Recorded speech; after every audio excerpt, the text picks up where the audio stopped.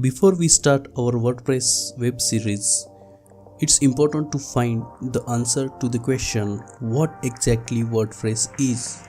For me, answer of this question is WordPress is a simple web application which helps you to come and publish all of your content to the website.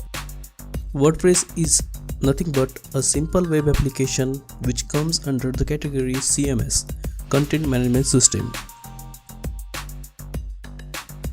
You will find lots of information about the WordPress and its history on the wordpress.com. In this web series, we are not going to waste our time in the theoretical parts.